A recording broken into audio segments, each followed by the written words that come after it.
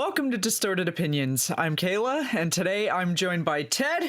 And welcome back. I feel like I've said this the last few shows, and it probably really hasn't been that long, but it feels like it's just been so long in between shows. I feel like we record, I mean, to the listener, it's one a week, right. But we go a week and a half without anything, and then we record like 3 back to back, and then to refill that the canister of episodes. So we're getting back into the swing of things after a couple weeks off. Yeah, it's definitely not our regular schedule that we were doing where we were recording every week. Now it's not been quite so frequently. Schedules have all changed a bit, and it's been a little bit more challenging to schedule things. But we've so far managed to keep bringing new episodes every week. So this audience, is episode number 87. 87. That's right. We're very quickly approaching episode 100, believe it or not. And I'm trying to remember when our 2-year anniversary would be. I think it'd be in April or May. That'll be here before we know it. Yes. I know. Time's flying. Yes, it is. Yes, it is. So I know, Ted, you said you had some music news that you wanted to talk about, so I'm intrigued. So I was, a couple of days ago, I put my music on shuffle, and the first thing that came up was a song from the Ritualist. And for listeners that haven't gone back that far, beginning of last year, we had this band from Michigan, heavy metal band called the Ritualist, and they had the whole band on. They had an EP out as of January 1st of 2021. Mm-hmm. I loved it. It's phenomenal. And knowing that, during COVID, I saw they did 1 or 2 shows. There wasn't really a lot of playing out, obviously. But after hearing that song, I was like, you know what? I should send Blaine a message and just say, hey, what's the status? You got new music coming? And they do. Ooh, okay. So they have the album already recorded. Okay. And they have a music video that is being wrapped up now, but they aren't releasing anything until the music video is released. Okay. So it's kind of like, I imagine that would be their promo. Sure. So I'm really excited because that means new music 2022 from the Ritualist is right around the corner. Nice. So I was pretty pleased to get that quick response, and new music. Yes. That's awesome. Yeah. So, I thought I saw that they were recording not too long ago, and then I haven't been great about checking posts on Instagram, so I haven't really seen any recent stuff, but it's great to hear that they're it sounds like wrapping that up and getting ready to release it, hopefully in the not too distant future. Maybe we'll have to have them come back on the show again to talk about the new album. And I think they would be down for it, to be honest.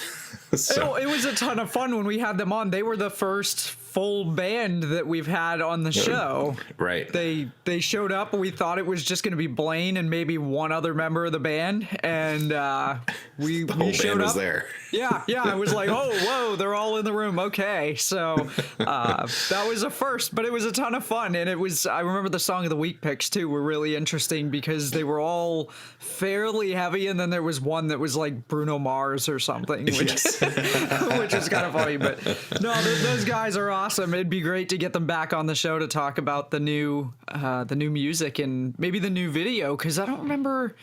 They didn't have a video. I was going to say, I don't think they put out a video on that last album. I think that the songs that they had on YouTube were a moving graphic behind the song. Animation. But the animation was still quality. But it wasn't like live performance or anything like that. But sure. I'd be curious to see what this music video is.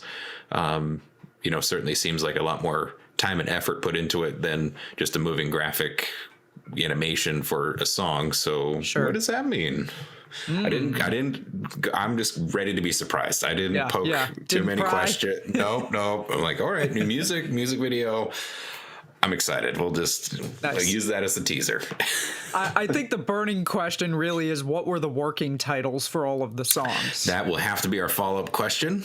Yes. So yes, for anyone that wasn't or has not heard of or listened to that particular episode, we definitely had a lot of code names that involved the word shit in all of the song titles, which became a running joke, that whole thing.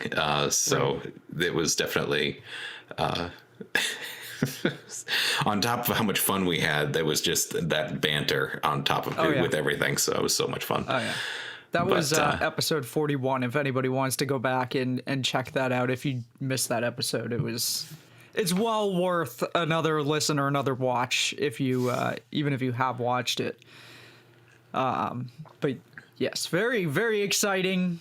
Lots of questions about the new stuff. Very much looking forward to seeing the video. Very much interested to see if they get to do more shows as well with this particular release, because even last year with concerts picking up, I feel like it was still not what it was pre-COVID as far as and shows keep on getting canceled or delayed. Right. Supposed to go to a Steve Vai show in March. That got moved to November. Oh. Like full blown. Oh, geez. Rescheduled. So, I mean, it's still. Yeah. Shows keep on getting delayed regularly, unfortunately. So, we'll see. Yeah. I was wondering about that, because I know you mentioned the Steve Vai show a few episodes back, and it was supposed to be coming up soon. And with everything going the way it's going, I was kind of curious as to whether or not that was still going to happen, or if there was going to be moved a to November, reschedule. and I bought the tickets in November. Oh, wow. Yeah. So full year later, we'll hopefully get to see Steve Vai, but that one definitely got delayed. That's unfortunately.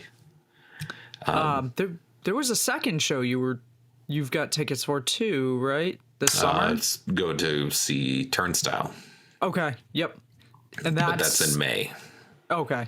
Well, hopefully it remains March in May. already got canned, so let's see what happens in 2 months.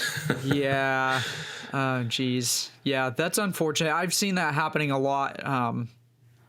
More often than not, it seems like I see bands saying that they have to cancel and reschedule because somebody in the crew or somebody in the band has tested positive, and it's a bummer. All I can say is I hope that by November things are looking different, and that this is hopefully not something that we'll need to be as concerned about, because that'll be a bummer if it gets rescheduled again at that point. So fingers crossed. That's still many, many months out, so it could go a lot of different directions depending. But yeah, and even if it's not COVID, like even like Meshuggah's show just got more or less canceled and rescheduled. They started the tour, and then the whole thing got put on hold because of they didn't name the band member, but the band member had some sort of skin condition that prevented him from playing the instrument. Oh, geez. So he's in remediation of whatever that skin condition is, and they canceled the tour and rescheduled, which as much as that's kind of wild, right? One person, one band member can't, they can't get a fill in. They chose not to do a fill in with somebody else to play whatever instrument that was. Right. But if you'd imagine by, just deduction, that wouldn't be the singer that I'm aware of. Mm-hmm. That would be a guitar player or a drummer. Right. Drums are immensely hard and probably very hard to replace, but you could find a replacement in a pinch. But clearly they just chose not to. It's kind of, I respect it, because you want to give your fans the full experience of the band. Sure. But yeah, that's something that's also unique. And another reason shows get canceled is, or in this case, some sort of medical issue. Right. It's interesting because I'm going to go there. But if you think back to, what was it, 1991, 92, when Guns N' Roses and Metallica were touring together, and there was the big pyro incident up in Canada where James got burnt very, very badly. And really, if you think about it now, the fact that he survived that, made a full recovery, and has continued to play guitar and make music for 30 years since then. But they continued that tour even though he couldn't play guitar. They had his guitar tech played guitar for a good chunk of that tour, and he just sang, which is, I don't know, it's kind of interesting to see the difference between different bands. I don't know if it's, just the way the bands handle things, or if it's just the time period that we live in now. I mean, I know tours have got to be expensive. I don't think that's changed. So I can only imagine. I feel like there's a cost in canceling a tour. Maybe not. I don't know. It's a moneymaker. Oh, and I think I mentioned it on another episode. I was talking to the tour manager for it was like Fall Out Boy and Paramore. And that was in Texas. Tour bus pulls in, and this guy, I start talking to the guy that came off the bus, and he was a tour manager. Guy's name was Donnie, and he was saying that the tour runs, I think he's at the time, it's like $28,000 a day. Wow. That's crazy. dozen 18-wheelers, right? The tour buses, right. Food, drink, crew. Yeah. But that was almost 10 years ago now. Yeah.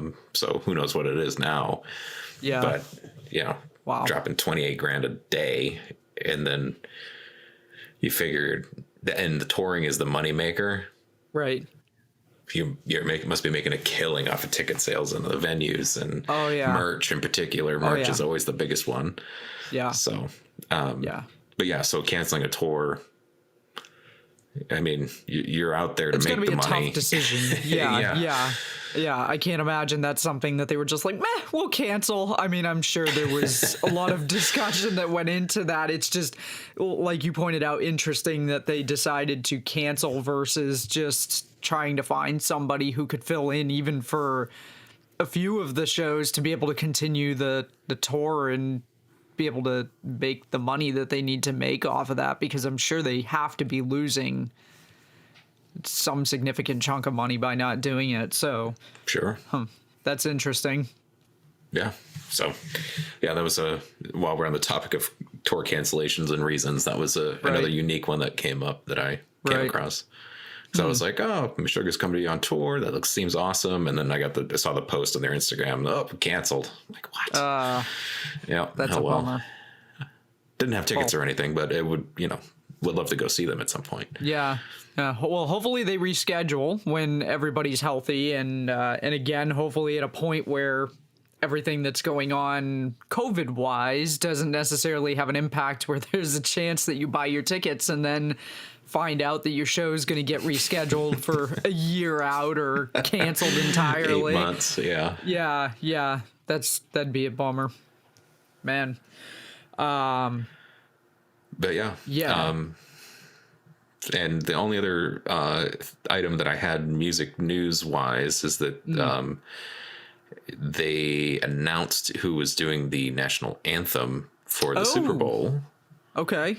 Which everyone knows the halftime show is, Eminem, Mary J. Blige, Kendrick Lamar, the Snoop Dogg, and major rap heavy. The person singing the national anthem this year is Mickey Guyton, who is a country singer. Really? Who will be doing, to get the national anthem part. It was just announced at this time of recording yesterday. Okay. So yeah, so we actually have a name for who would be singing, and apparently notable. The name means nothing to me, but for maybe the country world, it's a more popular artist, and that's not a genre, as many of you know, that I'm a well versed in. So I'm with you there. So I don't know the name either. You told me the name, and I'm like, I'm gonna have to look him up because I have no idea. her.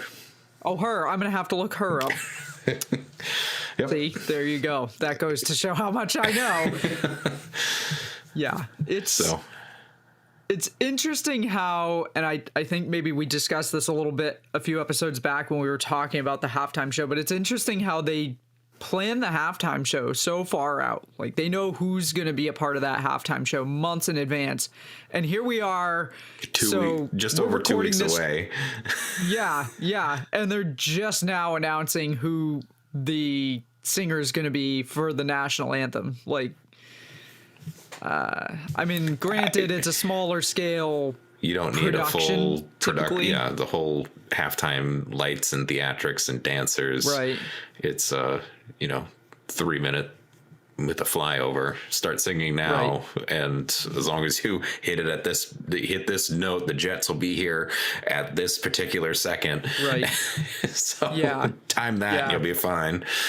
Yeah, it's it's just interesting how that I don't want to say it seems less planned, because I'm sure it's not. It's just it's less hyped up, I guess, than the halftime show. So yeah, well, and like we talked about, it's all, no one really remembers who sings the national anthems, unfortunately, because of it's 2 minutes and a 4-hour event with a lot of people there watching commercials and whatever. So in the grand scheme of the whole show, it's this much time, and it doesn't get a lot of, it's not always as memorable. Right. Yeah, definitely. So, but important part to be played, and we have a name for who's going to be singing it. All right. Well, we will probably end up at some point after the Super Bowl, I'm sure, having some discussion about full debrief about for sure. Oh yeah, You believe the set fell apart, or whatever the controversy costumes or something weird. There's always something every year. So Snoop's pants came off. He had joint socks. Yeah. It'll be something controversial, guaranteed. What it will be, that's the big question. Yeah, so I'm sure we'll have a revisit of that after the Super Bowl, which is a couple weeks out at this point. I know. Maybe not by the time this drops. This might drop the weekend of the Super Bowl. Weekend of, yeah, maybe. What is it? The 12th? When's the Super Bowl? Is that the 13th? The next day. Okay. Yep. So yep. This will drop right before the Super Bowl. Peek. So we don't even know. Relevant. Yeah. We don't even know what's happening for this. Singing, but I will say I've never thought I would be rooting for the Cincinnati Bengals. That's just a little sidebar. Yeah. I don't know. While I don't we're on know the topic, and this is going to come out right before. And so I've got my cousin's husband is a big Bengals fan, and as much as people complain about Patriots fans being obnoxious, he was like, he and my dad used to get into Facebook arguments when like it was pretty bad. So I have a hard time being able to root for the Bengals in any capacity. We'll see. Maybe I'll have some stuff on DVR from the Olympics that weekend that will get watched instead. Or maybe the Puppy Bowl over on Animal Planet, where they show all the cute.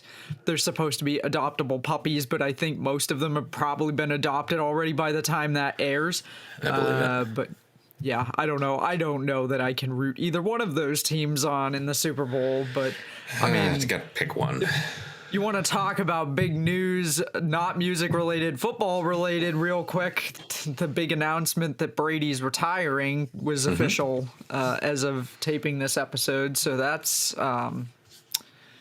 I don't know. I feel like this could veer off into a totally different kind of show, but I am one, and I know not everybody agrees, but I feel that he should be retired as a Patriot, in my personal opinion.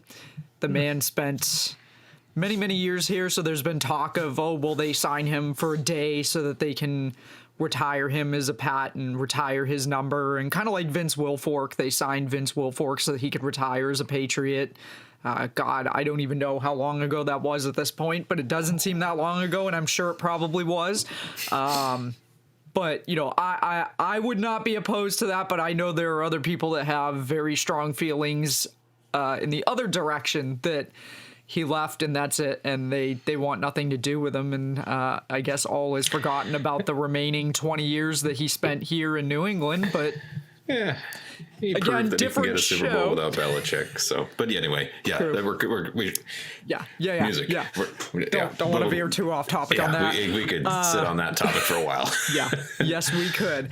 And with that, what do you have? Because you said you brought something.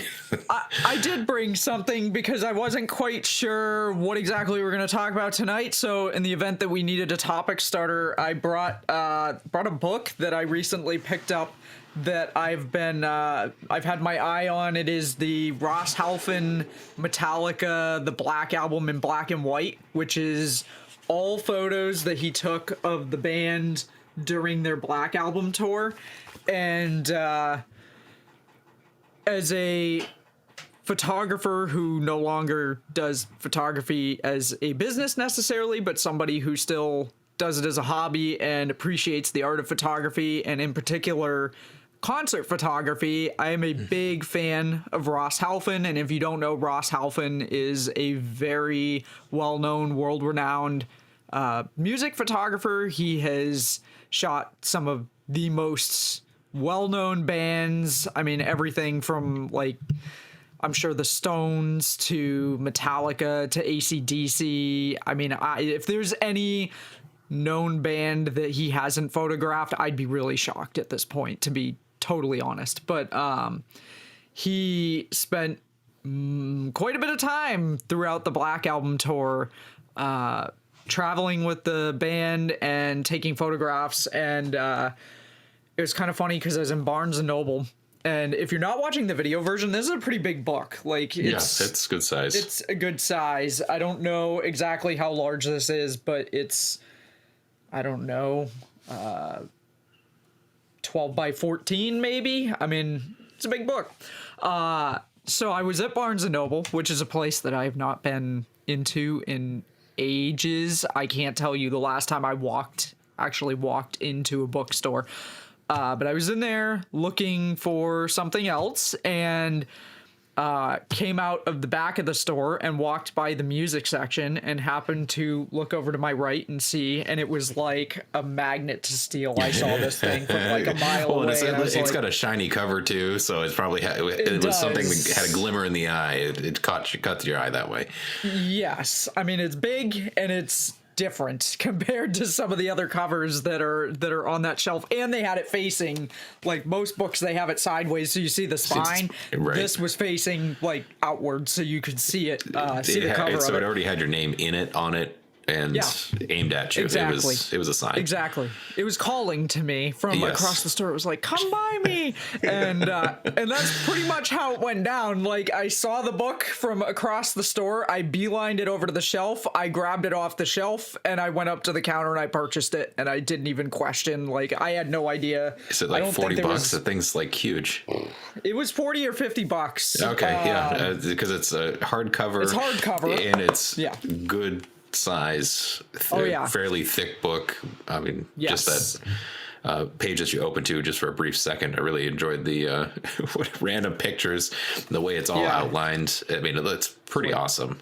Just there's gallery of various shots. This page is all proofs of like basically the same photo. So there's a few of those in here, and they're marked like which one was the keeper out of the whole grouping. And it's like, it's interesting to look at them because you look at them and it's like there's really minor differences between each of the pictures and in each of those each of those proofs, but you know, it's one of those things where I saw the book on the Metallica website and I was like, okay, that's cool. I might have to get that because I'm a big fan of Ross and his work. I'm obviously a big fan of Metallica.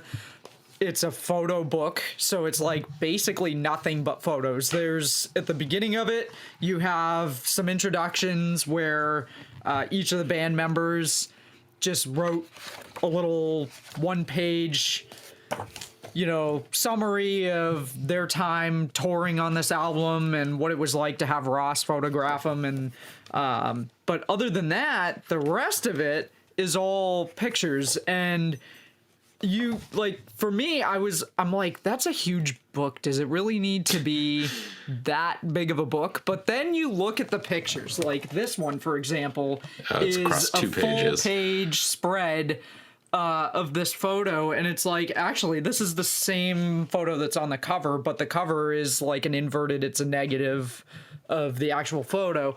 But when you actually look through the book in person, you realize why the book is as big as it is, because you really, I don't think, would get the full effect if it wasn't this huge book with these giant prints on it. And so it's really cool. If you're watching the video version, I showed a couple of the photos in here. I don't want to show too many of them because I'm not really sure if that borders on like it's some sort of a copyright infringement thing with showing his work on here. But it's like there's a lot of kind of outtake stuff that's never been seen before. So like that's fun. This page is a picture of the band all kind of like goofing around and smiling in the studio. And then you've got, you know, on the next page, more serious, just hanging out on a street somewhere. And I have no idea where this is. If I actually looked at the index, they, I think, have them categorized by location of where they were shot.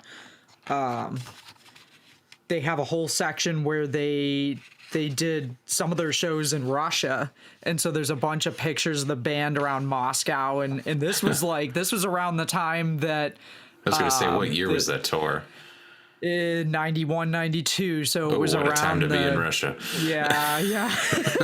Yeah, there's a lot of like, they did a show in Russia that God, I don't know how many millions of people were at that show, and I remember seeing the footage of it because they also did a documentary throughout the recording and touring process of this album called A Year and a Half in the Life of Metallica. And this show in Moscow, it was just like, must have been a couple million people at the show. And I'm not even exaggerating. It was insanity. I'm trying to find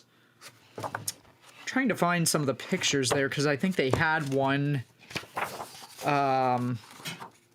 of the crowd at that show, and now I'm having trouble finding the index. Here it is. By the way, this book is like 223 pages. That's good. Yeah, it's good size. Reminds me of seeing some of the shows that Iron Maiden did in like Brazil, where they had 200,000 people in the crowd and just absolute sea of people.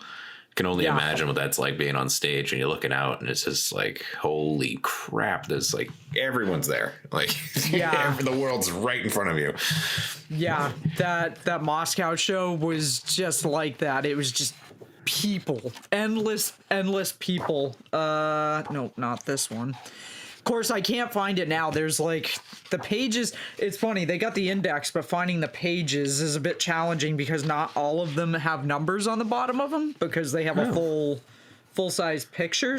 So I got to find the pages that actually have numbers. But is this one of the photos from Russia? I don't know. Actually, get a load of this. So this is a picture of, I had mentioned that James, after his injury, they had somebody else playing guitar with them on tour. And here's a picture. And not only is his tech playing guitar, but it's a double neck ESP, which is kind of cool. I don't think I've ever seen a double neck ESP ever. But it's a 12 string and a 6 string, which is kind of cool. So yeah, I don't know. For me, it's just, again, as a fan of the band, as a fan of photography, as a fan of music photography, and Ross Halfin, it was a purchase that I did not regret. Let me put it that way. I've looked through it, and it's just cool to look at all the pictures, and you really realize going through it why the book is the size that it is. And quite honestly, I'm sure that he probably has enough pictures that he probably could have done 2 or 3 books from this time period. But just very, very cool stuff. Yeah, I was actually listening to music as I do, and it was a Korn song, and the Korn song ends, and there's just silence, and I'm like, oh yeah, this is, when you had a CD and there was 10 minutes of silence, and then there's the hidden track at the end, bonus track. Yeah. And I was like, all right, hold on. Because after 2 minutes, I'm like, all right, I actually want to listen to music. What's this dead air about? I'm like, oh yeah. So what is on the end of this? So I just fast forward. And Korn, that bonus track, Korn did Metallica's One as the bonus track in the way Korn plays Korn.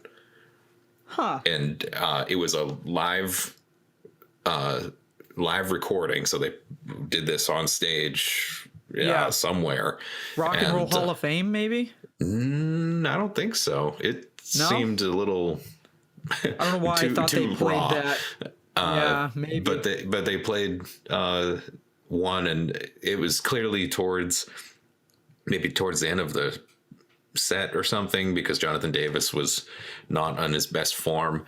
Some of his he was not a good Hetfield, if you will. He was struggling, but it was still interesting to hear that particular rendition. And, I mean, I've listened to the whole album top to bottom, but to hear that particular edition pop up, I'm like, wow, that's different.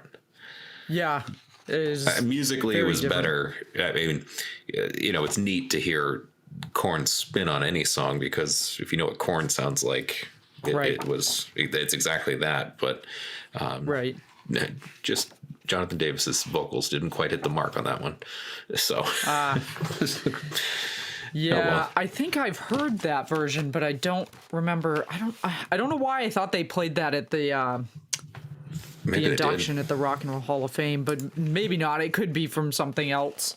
I can't find the photos from the actual the show in Moscow, but I did find some of the pictures of the band in Moscow, which is interesting. Also, another interesting thing in the beginning, because there's also a section where Ross talks about his photos and taking these photos of the band, and he talked about how there are pictures in here of the band in front of their jet, and James didn't want those pictures being used because he felt that it made them less relatable to the fans if the fans knew that they were traveling around in a private jet versus on a tour bus, or I don't know, flying commercial.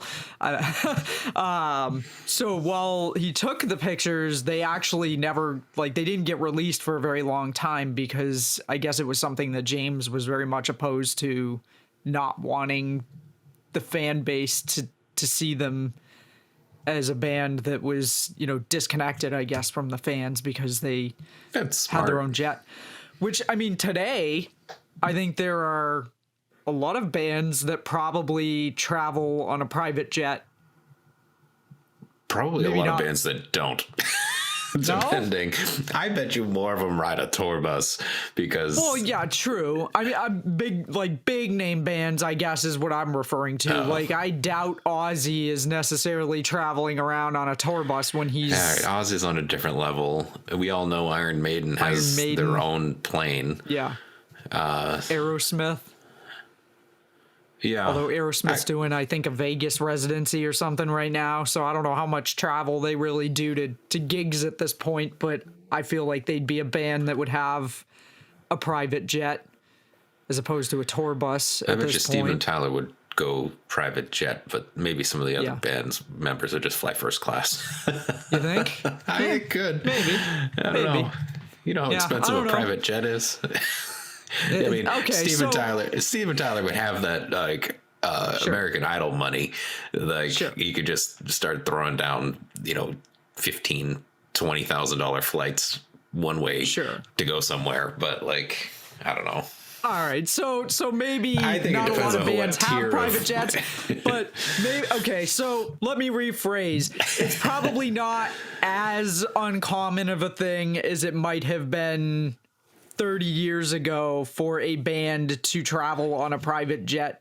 To the point that I don't think a lot of people now would look at it if they knew that a band had a private jet and that's how they traveled and be like, I can't relate to this band because they travel on a private jet. Whereas I could see where fans of the band at that time period would potentially have looked at them and not had the same opinion of them just based on what I know about Metallica fans and their feelings on.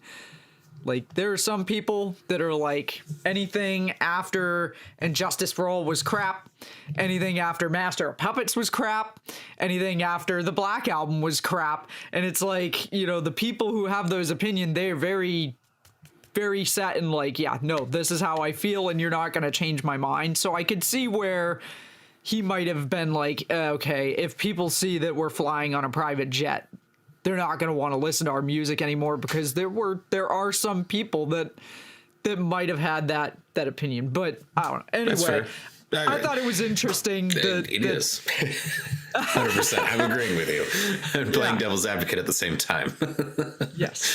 So, but yeah, also just interesting in general to kind of hear or read his kind of philosophy on how he photographs bands and how like let me open up to the page where he has his intro, because I can kind of read you a little bit of what he wrote here, which I thought was interesting.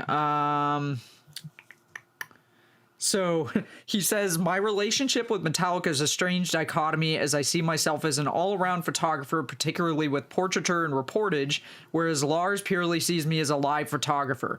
When I'm shooting them on stage, I don't just wander around. I know what I want to photograph, and I'm going to pronounce this wrong because I don't speak French, raison d'être, I don't know if there's any French speakers out there, I'm sorry, is to always do it during the last song of the set and the encores.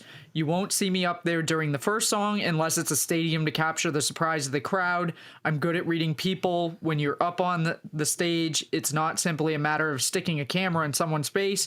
You have to read the artist, whether it's James, Lars, Rob, or Kirk, and you have to read the moment.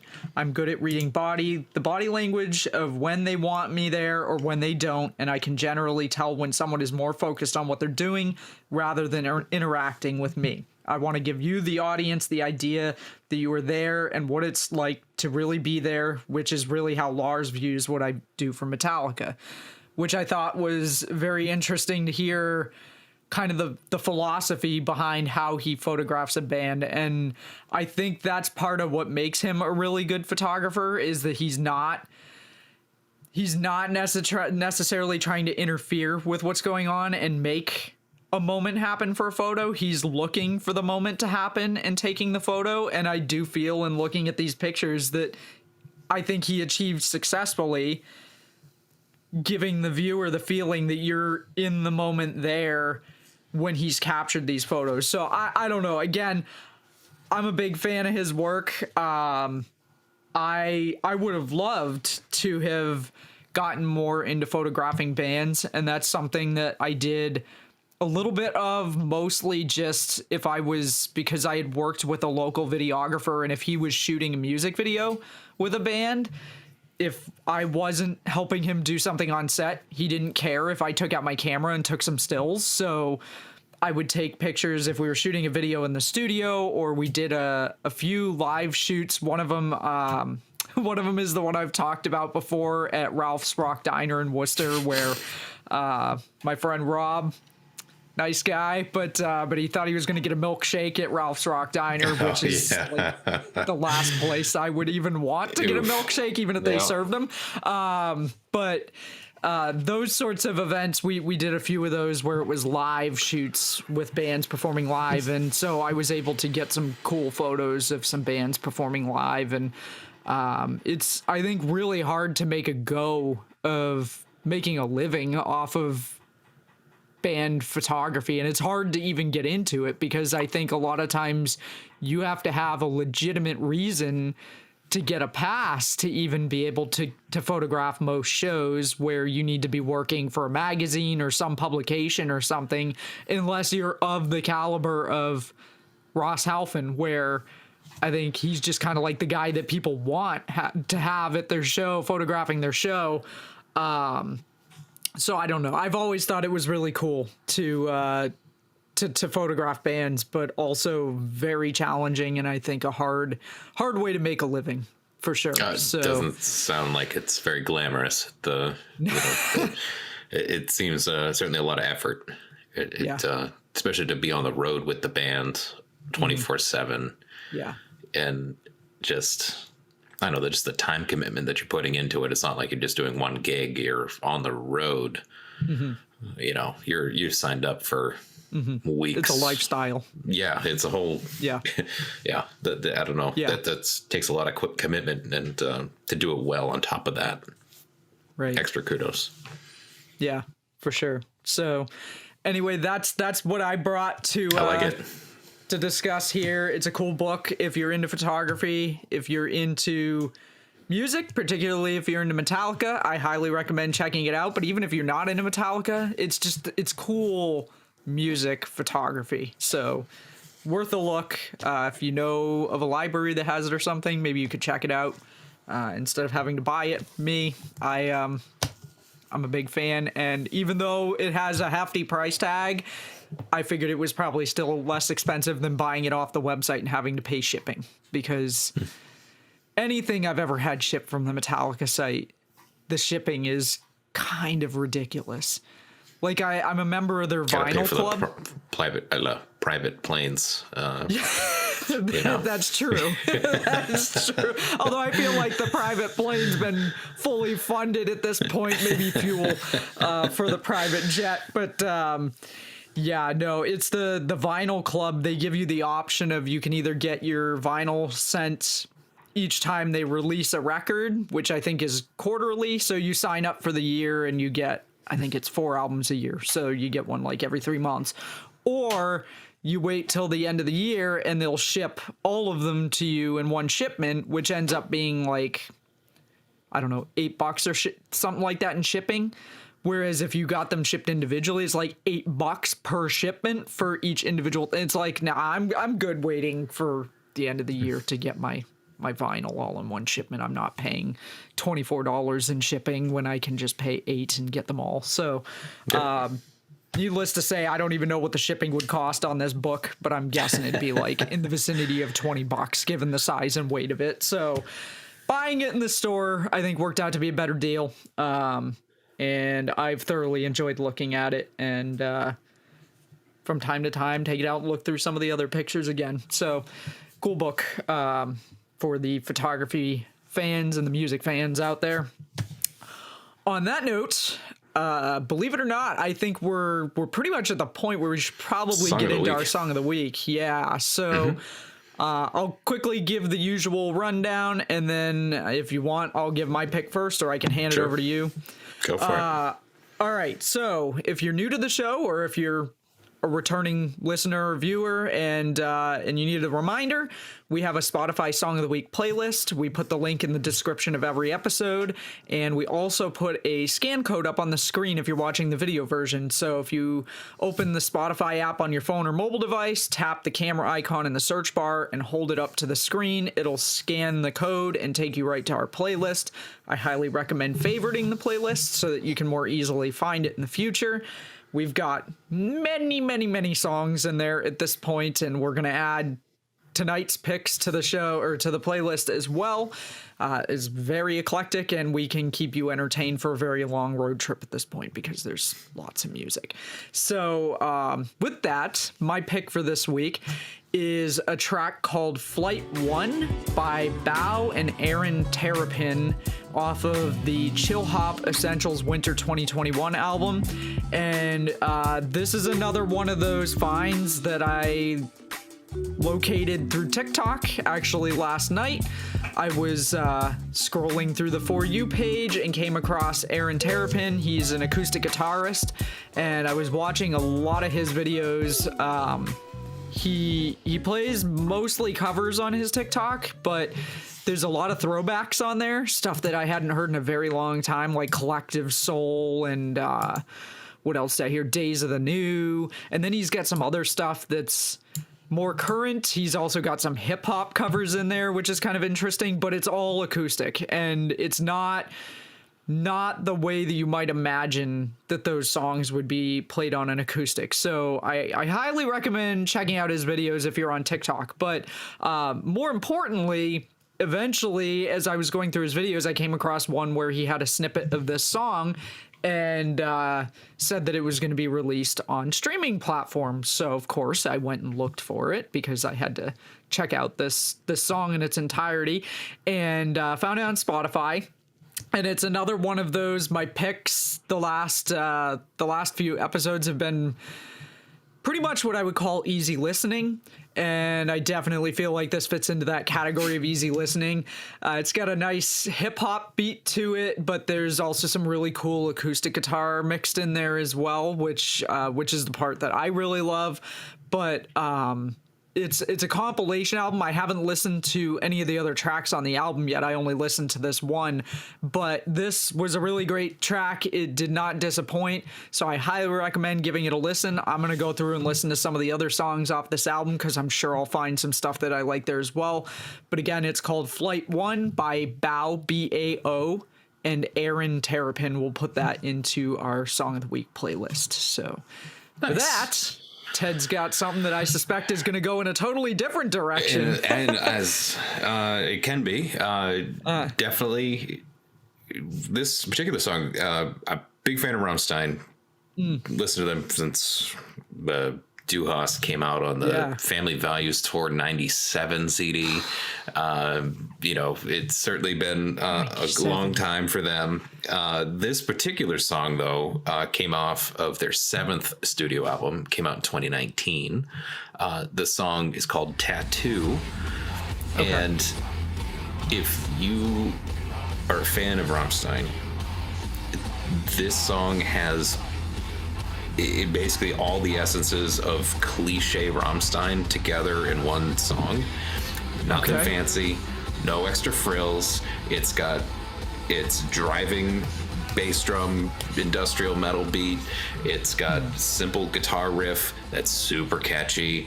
It's got his deep voice, and then it has like some singing parts, and just objectively hits all the marks for a Rammstein song across the board. And if you're a fan, you've listened to on so many different songs, but this one I feel like just gets all the pieces from all the different areas of the songs that we've done in the past and puts them together.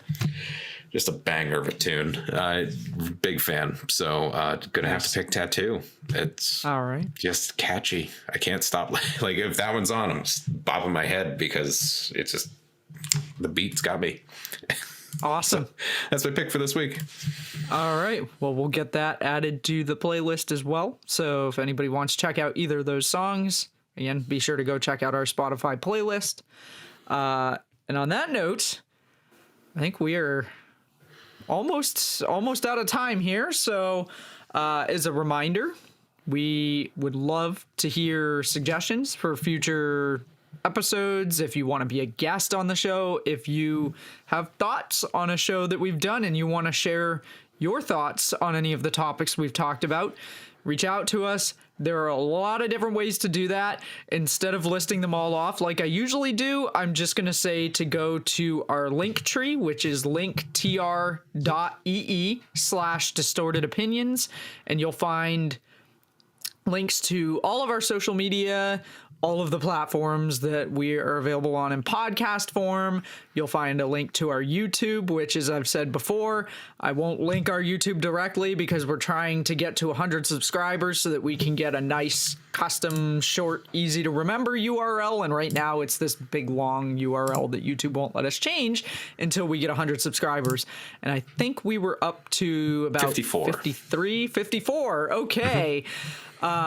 So even if you don't watch the video version of the show, go over to YouTube, hit the subscribe button, tell your friends and family to hit the subscribe button over there, and hopefully we'll get to that 100 people. And when we do, Matt has made a promise that he will go into an undisclosed Home Depot location with one of his mini amps and play the Home Depot theme song on his guitar and post that on social media for everybody to see. So if you would like to see that happen, help us get to 100 people subscribed. Maybe this is why it's taken us so long. No one wants to see it happen. Maybe. I mean, I feel like that's more of a reward than his promise at 150 of doing it in the skin tight shorts and his wife's. So that means he'd have to do it twice in theory. Yes. So you could get kicked out of one, I'll have to go to a different one. Yes. Yeah. yeah. And you better bet he's not going to be welcome back in the second one after he goes in there looking the way he's threatening to go in. So, yeah, I don't know. That could very well be why we are not getting to 100 subscribers. Although I do know a few people who have they've said that they've specifically subscribed because they want to help us get to that goal to see Matt go play the song. Sure. Yes. Jay Graham, who was on a few episodes back, told me afterwards. He said, I subscribed so that we can hopefully see Matt go play the Home Depot theme. So, which I'm sure is a very bizarre thing for one of our guests to hear during the wrap up of a show when we've given them absolutely zero warning. What kind of podcast am I on? Yeah, exactly. This is the kind of stuff that we reward our fans with. So yes, anyway, the link to the YouTube channel's in there, but you can also go over to YouTube and just search for Distorted Opinions and find us that way as well. Our email is listed there as well, but if you're listening to the audio only version, you need a reminder, it's distortedopinionsshow@gmail.com. Our Anchor page is in there. You can leave us a voicemail. Lots of different ways to get a hold of us and leave comments if you have suggestions or feedback or want to come on a show with us. So with that being said, thank you for joining us this week. And hopefully you will watch the Super Bowl and have some idea of what happened when we inevitably recap that halftime show in a future episode. And we'll maybe not end up recapping that on the very next episode, but we will recap at some point. So with that being said, we'll see you next week with a new episode. Not quite sure what it'll be about, but we'll be back with a new one. So we'll see you then. Thanks.